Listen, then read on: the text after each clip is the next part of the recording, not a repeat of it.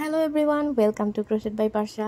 আজকে আমি দেখাবো আমি আজকে কতগুলো অর্ডার পেয়েছি আর 2 ঘন্টার মধ্যে আমি কি কি জিনিস বানাতে পারি।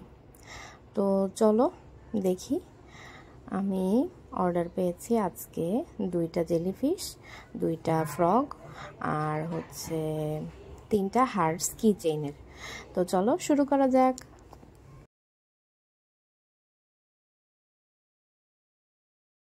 তো প্রথমে আমি শুরু করব ফ্রক কিচেইন দিয়ে। রিসেন্টলি আমি ফ্রক বানানো শিখেছি।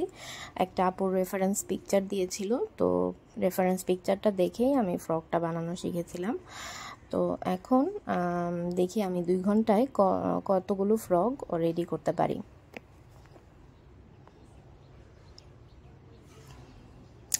এটার জন্য আমি 3 প্লাই মিল্ক কটনের ইয়ার্নটা নিয়েছি। আর আমি সবাই জানো আমি গুরুমি করতে সিঙ্গেল ক্রোশে করেই আগাতে হয়। সিঙ্গেল ক্রোশে করে আমি ফ্রকটা কমপ্লিট করছি।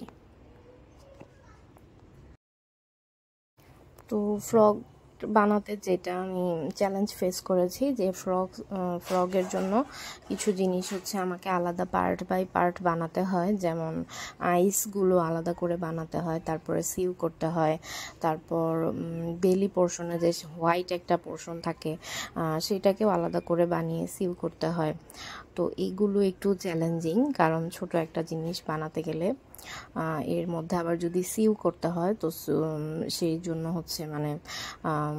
বেশ কষ্ট হয় ছোট জিনিসগুলো সু করে লাগাতে। তো তারপরেও চেষ্টা করেছি যেন একদম সুন্দর দেখা যায়, সিউ করেছি সেটা না বোঝা যায়। আর যদি সিউ না করে আঠা দিয়ে লাগাই তাহলে আসলে আমার কাছে সেই জিনিসটা তো একটা মজবুত মনে হয় না। তো আমি চেষ্টা করি যতটা সম্ভব সিউ করে আটকে দেওয়া যায়।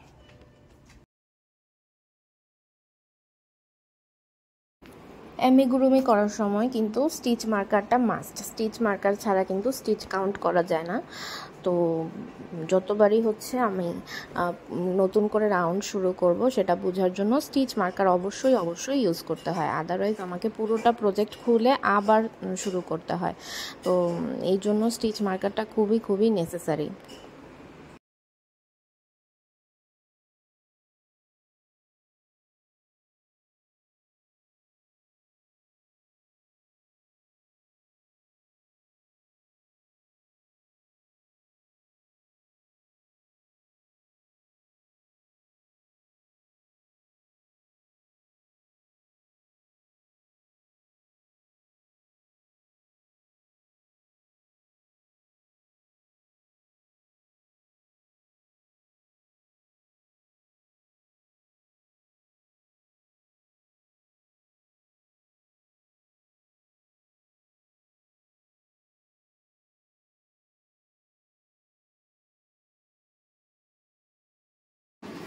তো ইনক্রিজ পার্টটুকু আমার করা শেষ। এখন ডিক্রিজ করব আর স্টাফিং করব।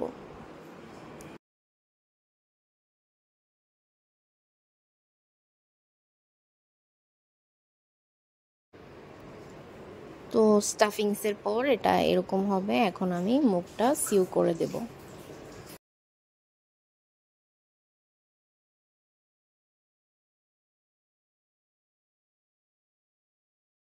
তো আমার 2 ঘন্টা শেষ। তো আমি 2 ঘন্টার মধ্যে আমি কমপ্লিট করতে পেরেছি একটা ফুল ফ্রক আর একটা হাফ বল হয়েছে। সাদা পার্টটা আর আইসের 2টা পোর্শন, 2টা আইস, এগুলো আমি এখন সিউ করে লাগাবো।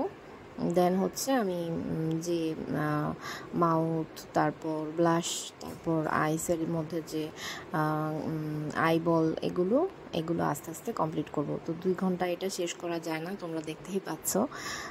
বেশ লেন্দি ফ্রক কিচেইন করাটা বেশ জটিল একটা কাজ। তো আজকে এই পর্যন্তই। সবাই ভালো থেকো, সুস্থ থেকো। আল্লাহ হাফেজ। সবাইকে ঈদ মোবারক।